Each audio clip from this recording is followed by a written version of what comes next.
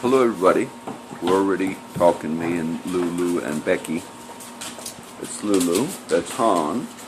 Han always, whenever I come out here, Han, like I kid around, they weren't even in the house, but Han jumps on me and plays. So I was laying down here, like hiding from him. And, I'm playing with him and he's on top of me and I'm like talking to myself. Nobody's in the house. I'm like, he's killing me. He's killing me. I'm a little like... Crazy. Hi. Okay, now I'm gonna, when we're done discussing, I'm gonna cover a little bit of the teaching I've been doing on Samuel, a little bit about the king. But first, I always ask Becky if she has anything she wants to bring up. I think she was reading something or mentioning something. I didn't want to say a whole lot about there's issues right now in the media, but I don't want to get into it because then when these videos go up, down the road, if people are studying the Samuel teaching from here, it's not going to be that relevant. But Becky, what was it that you wanted to bring up? Something about... I guess so, Crystal City. Crystal City. The one that got... The city where everybody was taken... Everyone was arrested by the FBI in January. I remember that, yeah. For corruption or whatever, except one city person on the city council. And so there's an article that just came up that their annual budget for Crystal City is $1.5 million.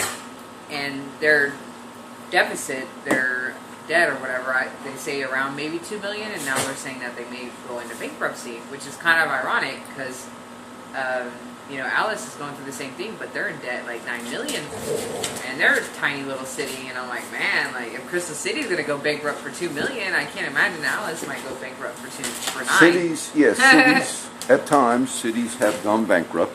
Yeah. And that does happen. I mean, they try not to do it, but it does happen. Yeah. But I guess they're going through an audit, but they're saying that Detroit is a big one. I guess that's what you have to watch out for your people that work for your city. I mean, they were saying he went on business trips, or he went on trips at the city's expense. They bought tickets at the city's expense, of the taxpayers. Mm-hmm. They stole all this money. Of course, he's denying it, but, it's already too late. Yeah, this is politics.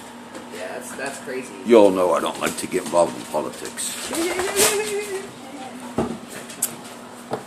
I think I'm going to do a little bit on the chapter we talked now. Do you remember, Becky and Lou, when I came out here, I did a little bit about King Saul, but this is Samuel chapter 14 I'm going to review real quick. But when Saul became the king of Israel, the first king, the people some of the people made fun of him, like, oh, he can't be the king, But then God did use him, and they had some victories.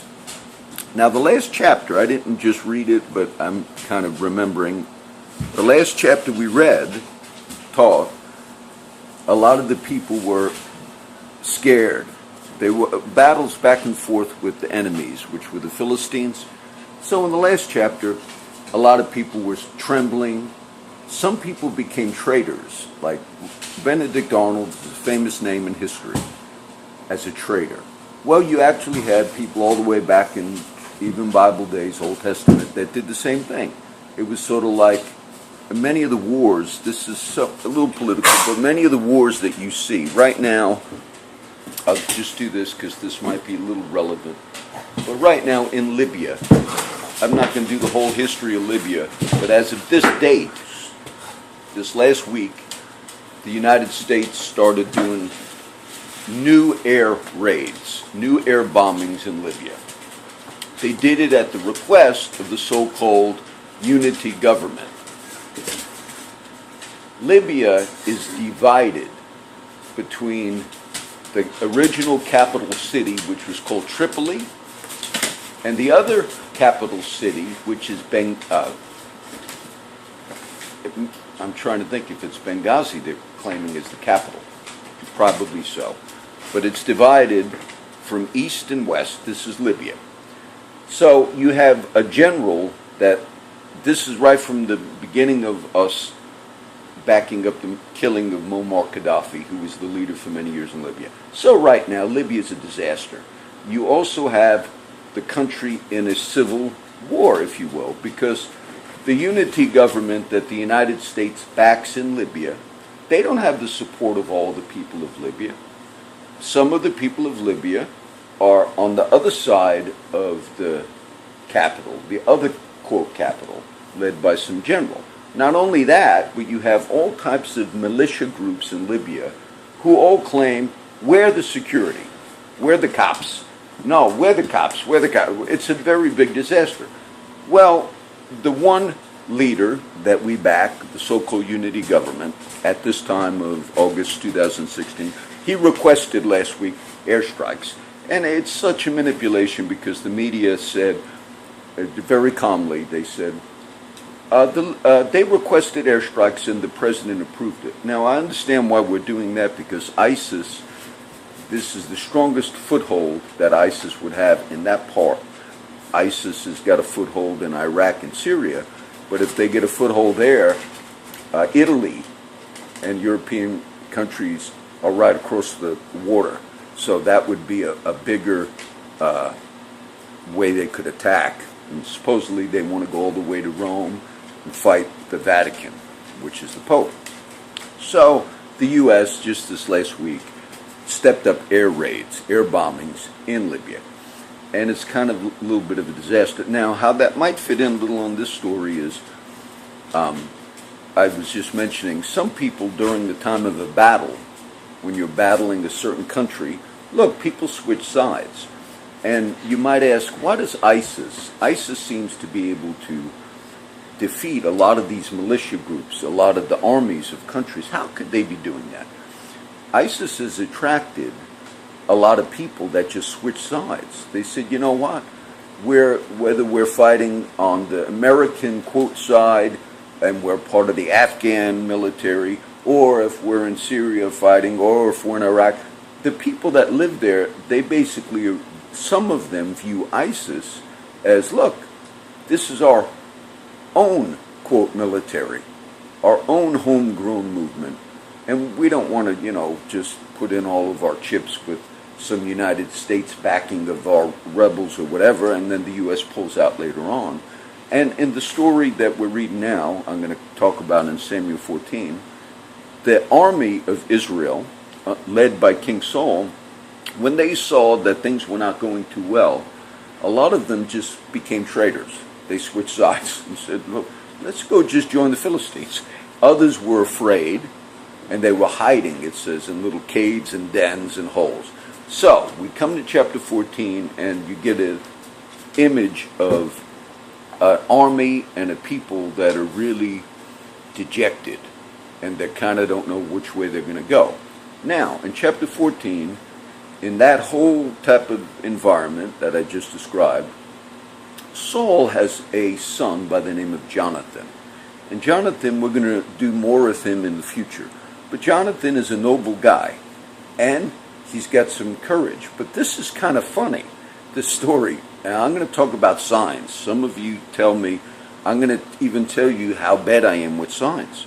I was sitting in the yard an hour ago in the ranch here, and as I was sitting out there meditating before I came in to do this video, I saw a bunch of hawks flying over. Now, normally the hawks, I see them real high, and in my backyard in Corpus Christi, every night at about 7 or 7:30, after I'm done reading, I play my harmonica. I told you all this before, and it's sort of like a praise to God.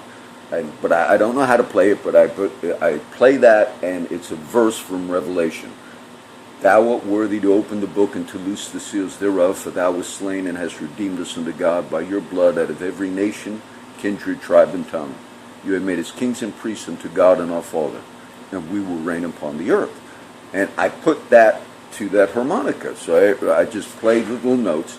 And birds, whether there's a bird in the sky or not, I'm close to the water, seagulls, no matter what, that short, it takes 15 seconds for me to do it, they come flying in. And I'm thinking, I wonder if they're hearing that harmonica. Then I saw a story in the paper, or saw it on the news, that there are these honeybees and honeycombs. It might have been somewhere in Africa, but it was a whole complete story. And they said the native tribes people, they do a certain bird sound.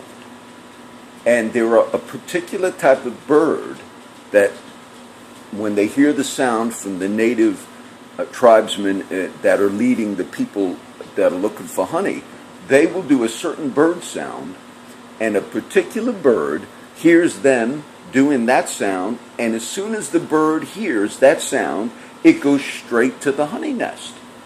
And that's how they locate the honey. And they did, this was, in the newspaper, they doubted whether it was true or not, so they did a test, and they had some other people make the same sound, but it wasn't from the native tongue, and the birds did not respond. And they did a whole study on it, wanting to see if this was true. But the people that have been basically taking others out to find honeycombs, they would do their sound, and the birds responded. And I thought maybe the birds do come because you have a type of sound that they hear. Now, so when I was sitting outside, this is true, I could have turned the video on, and I had it ready. I had my phone out, but I didn't want to do it. And I started saying to the hawks, I said, come, land in the trees right now, because I would know this would be a great sign.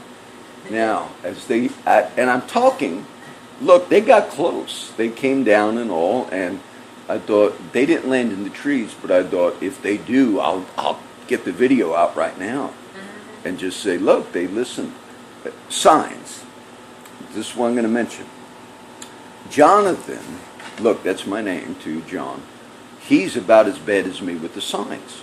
Because in this little battle that's going to take place, the children of Israel and their army, they're all like kind of hunkered down, hiding.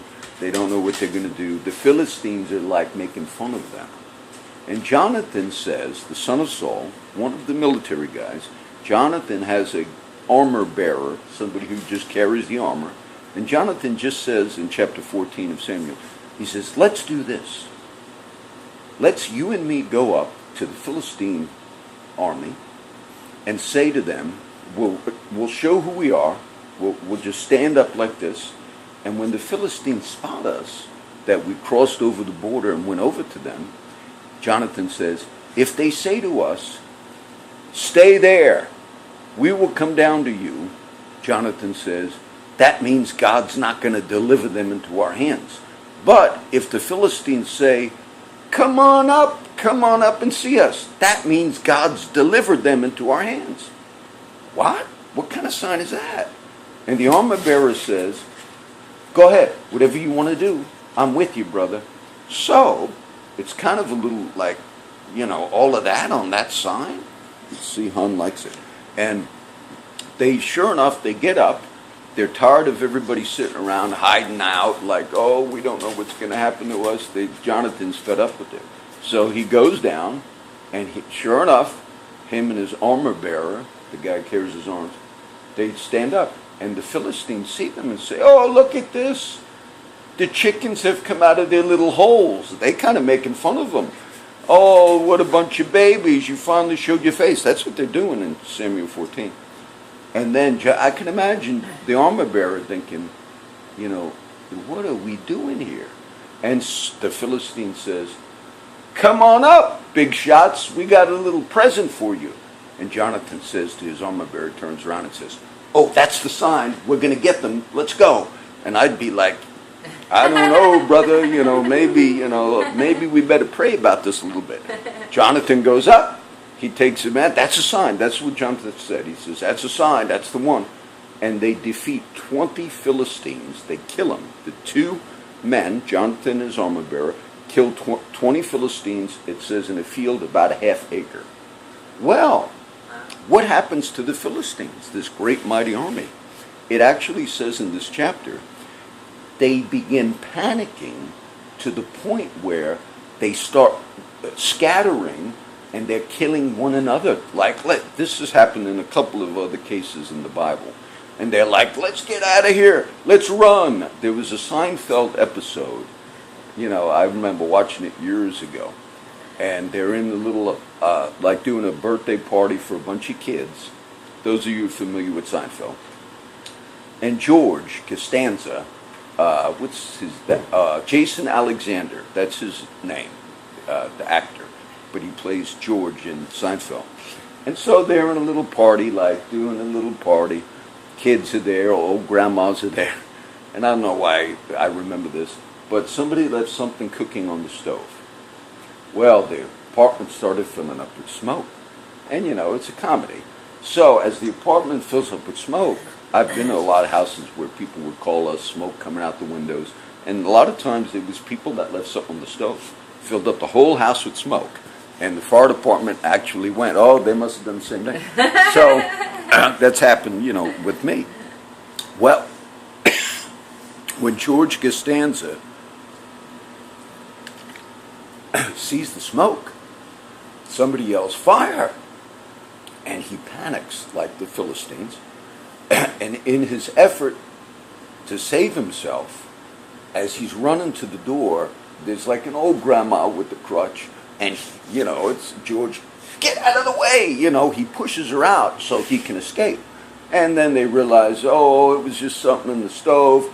And then, of course, part of the plot is, George, you pushed that grandma out of the way. That was, those kids. And then he's got to come up with a way to justify it. He says, I was leading the way. If I couldn't lead the way, the others couldn't follow. But this is the type of panic that the Philistines are doing. Just because 2 guys killed 20 of them, they are running away to the point where they're killing one another just to escape. Now, Saul and his army, he's got about 600 men, he did not know that his son Jonathan and the armor bearer went to the enemy camp. And what Saul and his men are seeing from the other side, they're seeing a bunch of confusion. A bunch of the Philistines running, scared, and Saul says, who's missing from our camp?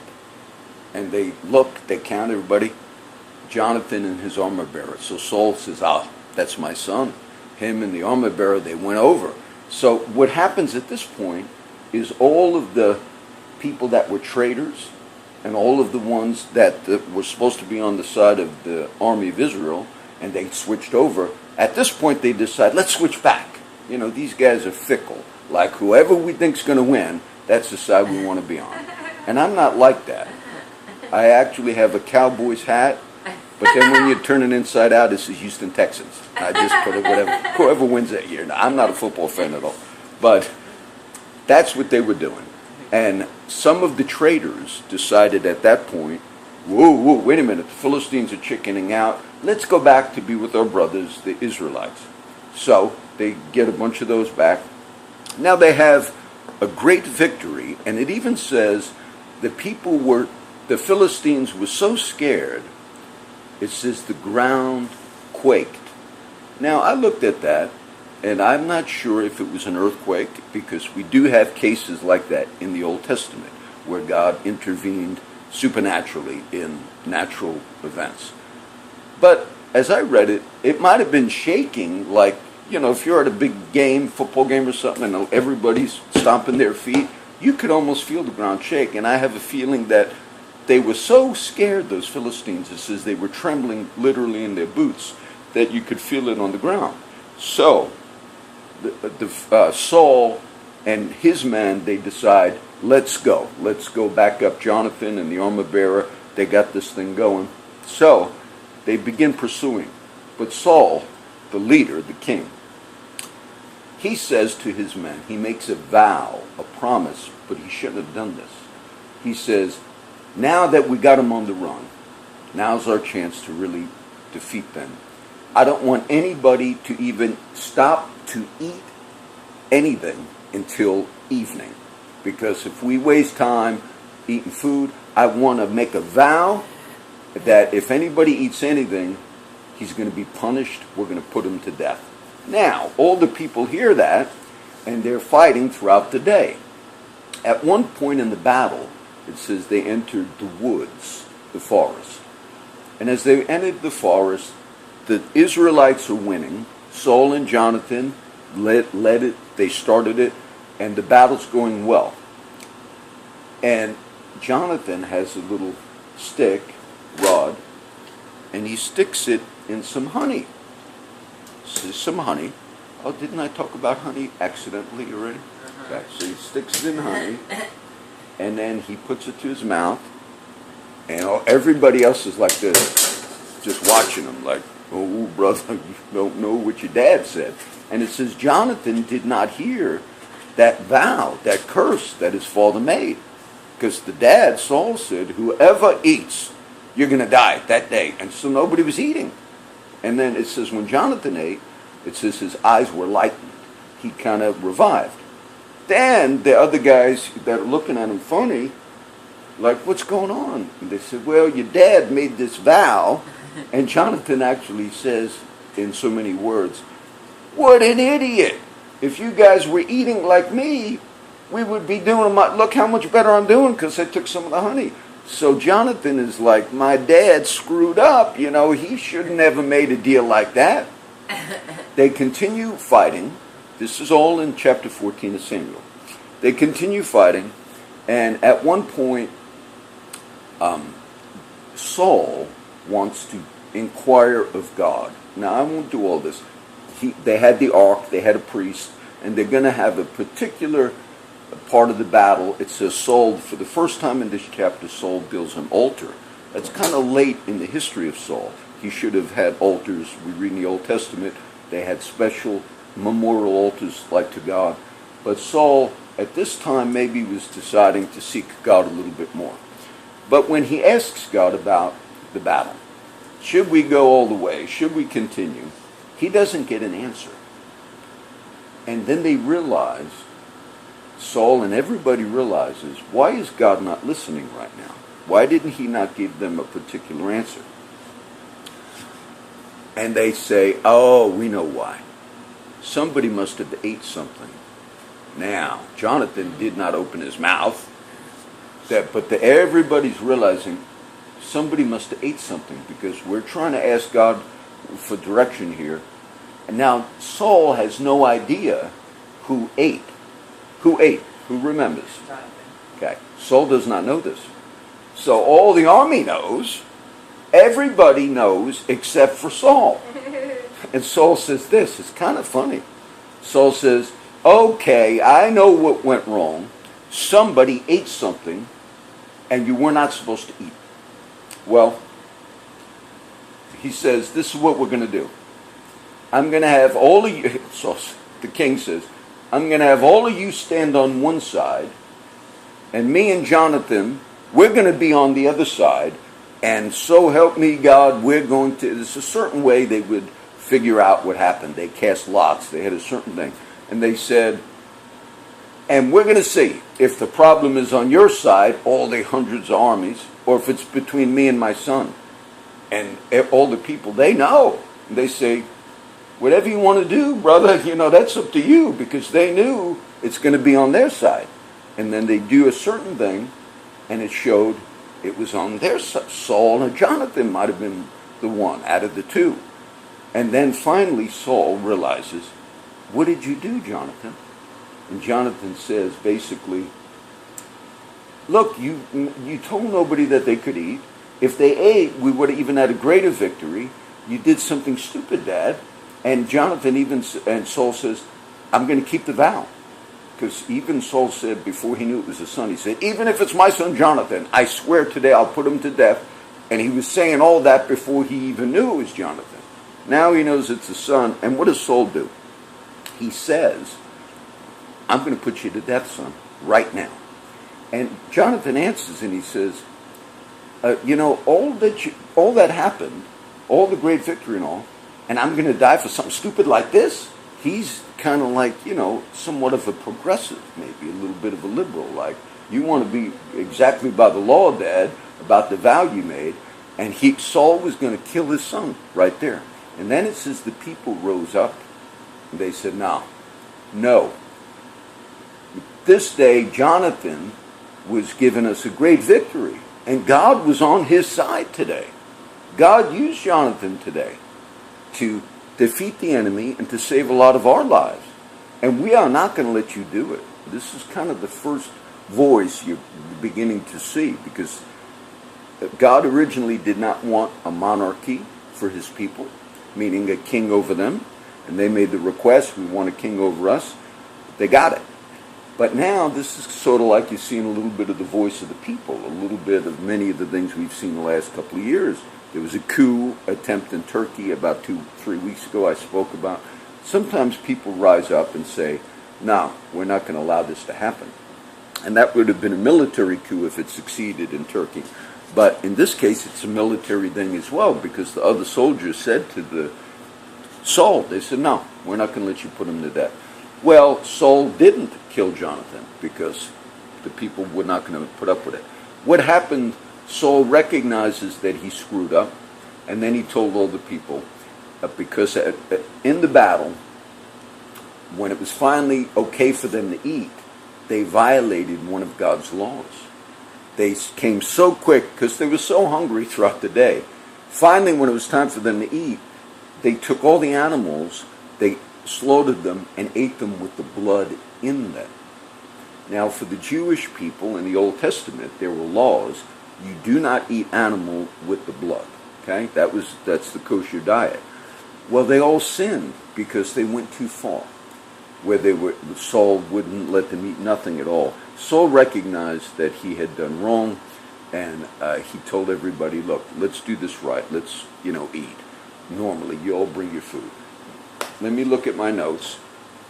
God used, I did the sign, the bad curse, ate the blood, I got to die for it. Okay. These were the main points I wanted to hit. But how would some of that relate maybe to the New Testament or to the Gospel? At times in the ministry of Jesus, one time the disciples, it says, picked the ears of corn. Okay? King James says that.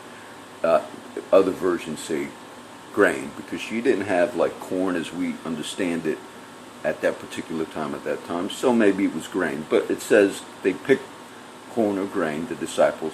And the Pharisees, who were very strict with the law, they found fault. Or Jesus healed somebody on the Sabbath. They found fault. And Jesus is responding often and saying, look, the Sabbath was made for the benefit of man, not man for the Sabbath.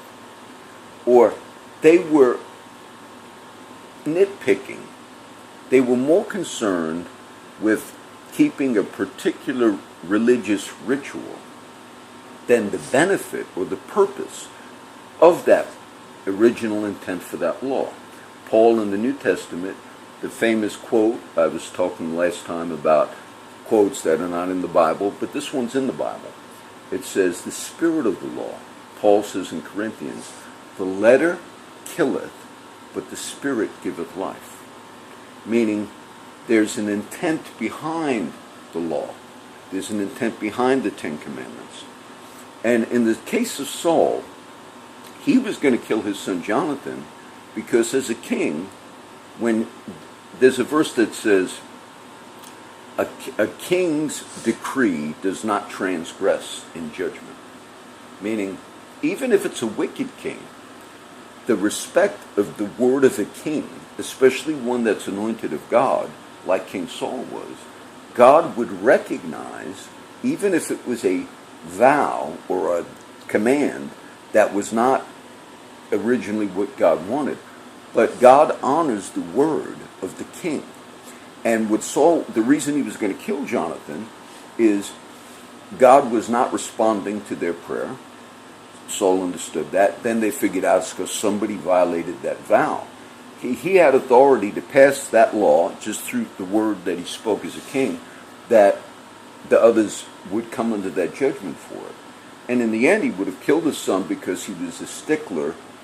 Saul was saying, no, I have to keep this. This was a particular vow that we made. But the intent of the law was not to kill, not to slay your own son, Jonathan. But the Pharisees seemed to do the same thing with Jesus in the New Testament. And when they came to him and said, they're picking grain on the Sabbath. That's not right to do. And then he would respond. He gave a good story, actually, about King David. He said, did you not read what King David did when he was on the run from Saul? I didn't even get to that story yet. But eventually Saul is going to be going after one of Jonathan's best friends. Jonathan, one of his best friends, is going to be David, King David. Jesus now in this quote is quoting that. He said back to the Pharisees when they accused him, you and your disciples are picking grain on the Sabbath. He said, did you read what King David did? This is later in the history of Samuel. He said when he was hungry and he was on the run from Saul, he went into the house of God, Abiathar the priest, this God's place, and he ate the holy showbread that was only for the priests. But David ate it, and he gave it to his men.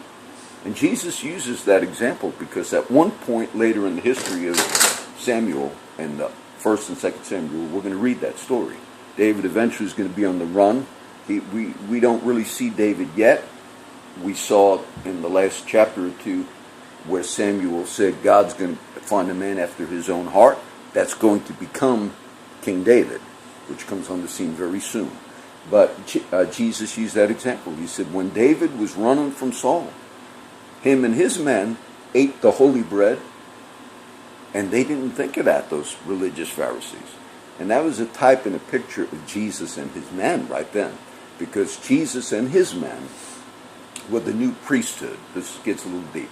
But Jesus comes from the line of David, okay, the tribe of Judah, which is a new priesthood, and the book of Hebrews says, not from Levi, which was the law priesthood, but from the new priesthood, Melchizedek priesthood, but also from Judah. So I think Jesus was actually responding to those Pharisees and saying, just like your forefather King David, who was a type and a picture of Christ, because Jesus comes through the line of David, he said, just like they ate that holy bread, me and my men, we can eat the grain on the Sabbath, because this is the new priesthood from the Davidic line from David, okay? That's for those that like studying that. So I think that would be an example that we could make it practical for the New Testament, that Saul had his mind on, no, we're going to keep the law. And if I made the vow, I'm going to kill my own son, I'm going to kill him. No, you're missing the intent of the law. And the same thing happens even in our day. The law, there's a reason for the law. And the law should be, we should look at the spirit of it. I'll give one example. Maybe I'll end with this example. This is Alice. I read a lot of the cases of legal stuff, and I pray for many of the cases of murder cases, all these types of things. Now, maybe 6 months ago, in Alice, because I watch the news, read it online every single day, there was a young girl, and I can't remember her name, but she was 16, and they found her. She was missing for a few days. This is Alice. I don't know if you remember this, Lou. And then they found her body dead. Now, when they found her body dead, and it was, of course, in our local news, everybody was, what happened. And then a few days later, initially they said she fell off of something. Somewhere she fell off, and it didn't look like there was any foul play. So I'm watching it. Then the news reported, I mentioned it at the time, and I don't think they did this correctly. Then the news reported a man was arrested in connection with this girl's death because he had sex with this girl. When they put it out like that in the news, and I think the paper did as well, the first response that I had, as well as anybody watching it, is that somebody lured this girl from her school, because she left school that day. She was 16, I believe, Alyssa or something. And when you see that headline, that a man, an adult, was arrested in connection with the death of that girl for having sex with that girl, you're thinking somebody raped that girl. But then when I saw the full story, the day the girl died, she had a boyfriend. The boyfriend was 18. They might have been going out when they were 17, 15, maybe 16, 14. all of a sudden he turns 18. Look, I'm not justifying, but I said this at the time, I'll say it again. He was 18, she was 16. When the police were looking, before they realized she was dead, and she was just missing for a day or two, of course the police were going to interview the boyfriend. And when the Alice police interviewed the boyfriend, they asked him, did you see her that day? And he said everything. He said, yes, we got together, we went out that day, and they asked him, did you have sex with her? Now the boy didn't lie to the cops, and he said, well, yes, we were sexually active. Maybe he was going out with her. I'm not justifying it. But that's a lot different than when the news said an adult male was arrested in connection with the death of this girl because of sex. You're thinking like some 50-year-old lured her away from... That's what you're thinking. Then when I saw the real story of what happened, and they said, eventually, all of that was true. The boy told the truth. He said, yes, we slept together that day, and maybe she left. And the final determination on her death was what they originally thought. She went and she was somewhere, I don't know if she was using drugs or high or what, but she was on top of some like 50-foot thing and did fall off. The final autopsy was that. There was no foul play determined. Now, I wrote at the time and talked about it at the time. I said, you could charge this 18-year-old kid with the same charge if a 50-year-old actually took her and raped her. You could have the same charge, an adult having sex with a minor. But I spoke in this kid's behalf, just doing a video. I said, no, that would be wrong.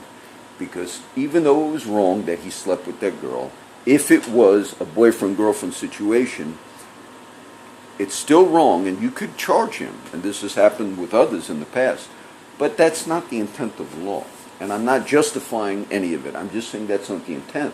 Now, the media didn't keep covering it.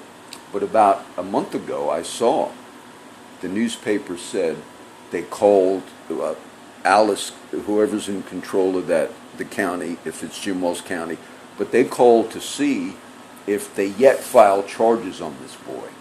And the corpus caller, I believe it was, said they got no response.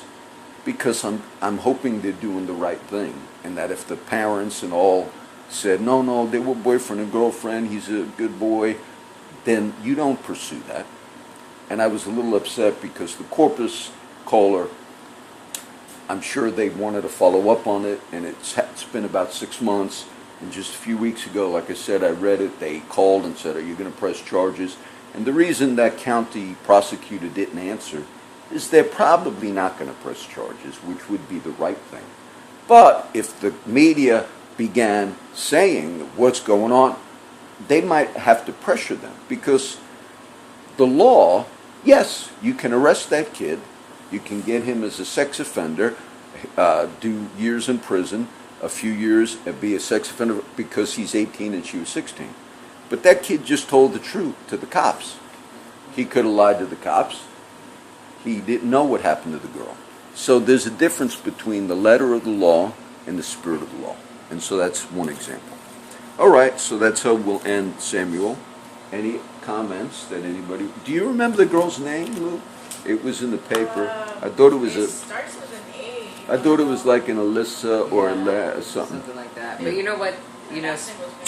Speaking of like media and how you see on a large scale, we don't really know sometimes the truth behind stories, and we don't know that we're getting fed bullshit, right? Oh, yeah. So it was funny because Alice, Echo News, actually did that. They ran a story on the 2nd of August or the 1st of August about Alice Animal Control and how that they're doing better, they're doing this, or blah, blah, blah. They're working with PAC, they're working with rescues.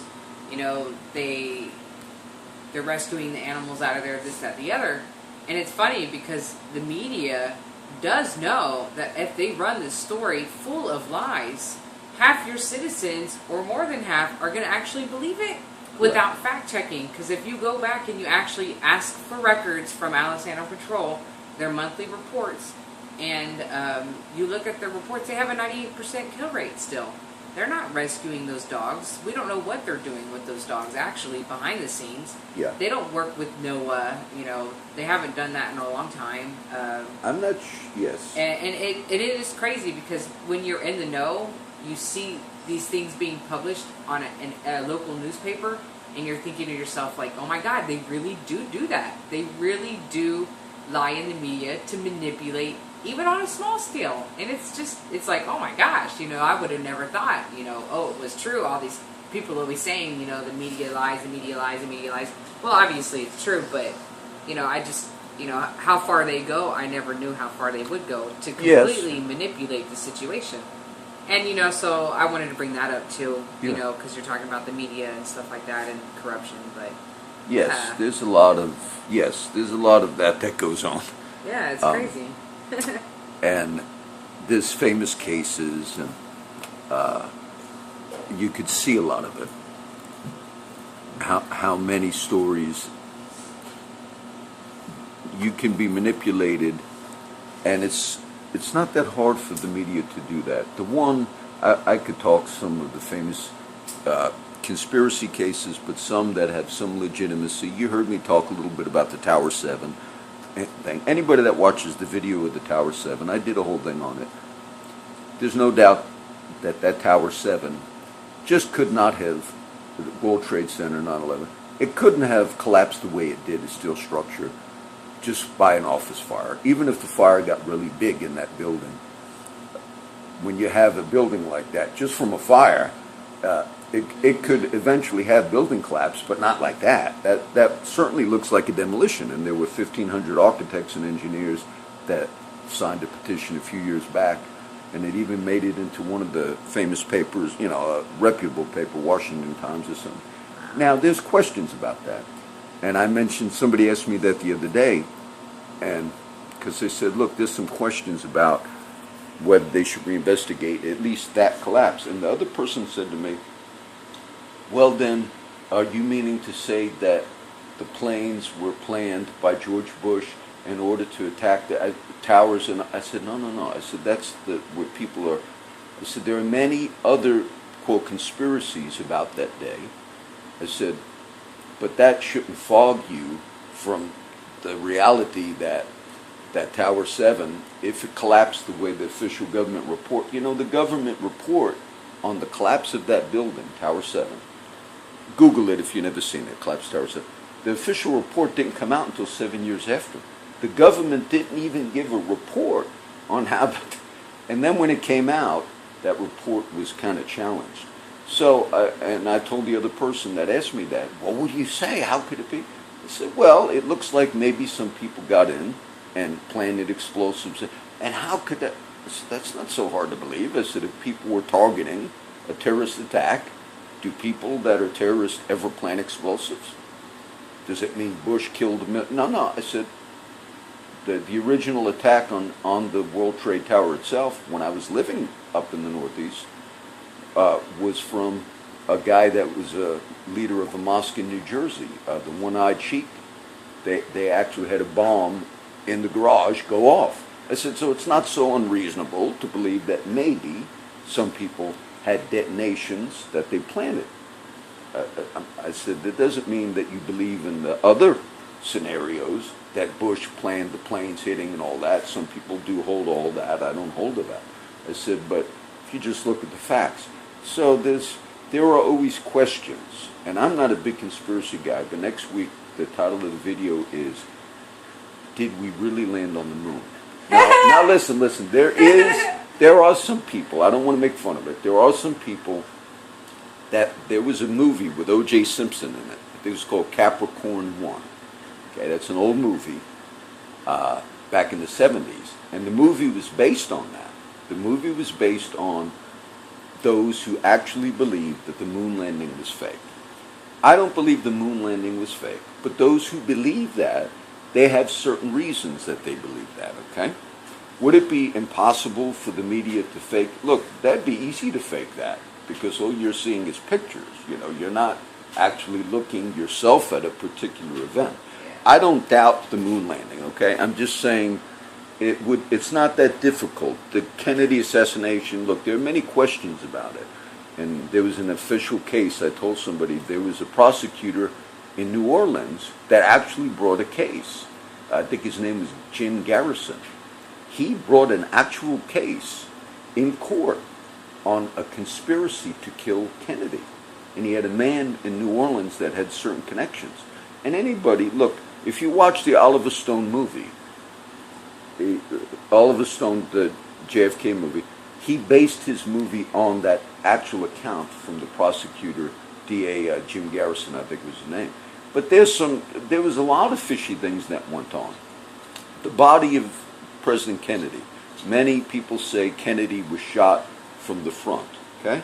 Many people say there's a lot of video of people on the initial day, officials, when they're given the description, the first day of Kennedy's assassination, they said, "Oh, bullet hit him from the front." Look, the official report said no, he was shot from the back of the head. And this would be a big difference. And the body of JFK, people, this is not a conspiracy.